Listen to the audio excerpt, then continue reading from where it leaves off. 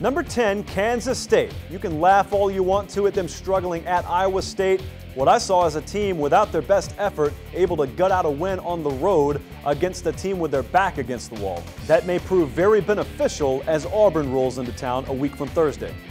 A&M at number 9, not much more to say. You played Lamar. I don't even know who he is. USC at number 8. Long-term in that conference, depth could prove to be an issue, but there's no denying their top 22 may be as good as anyone in football. Stanford at number 7, ahead of the USC team that just beat them. How does that happen? Well, I think it happens because the best team doesn't always win the football game. If you've watched Stanford over the last 3 years, 9 trips inside the 35-yard line and only 10 points to show for it is pretty atypical. Just like they rebounded after they lost a season ago, I still believe in them, still think they're a legitimate top 10 team. Georgia at number 6, probably a little bit too much hype for my taste coming off a win against Clemson, but now the rubber meets the road.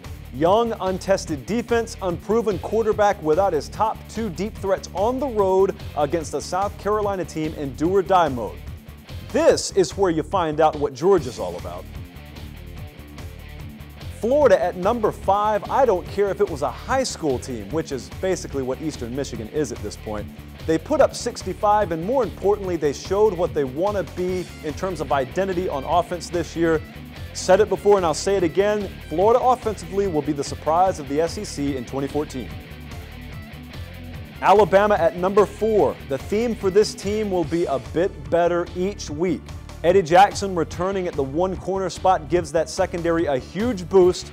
And quite frankly, I don't care about the quarterback battle because I think they can win with either guy. Auburn at number 3, but not without questions. Lack of a pass rush and vulnerability in the secondary doesn't cost you against San Jose State at home. On the road against Kansas State, or Ole Miss, or Mississippi State, or Georgia, or Alabama, could be a different story.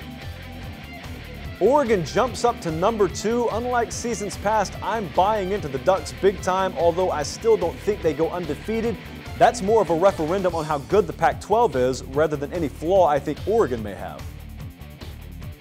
Florida State stays at number 1, but I'll be honest, something does not feel quite right about that team. And with Notre Dame playing at a high level as well as an end-of-the-season date against Florida, Virginia Tech maybe in the ACC title game, that road to a repeat doesn't look quite as easy as it once did.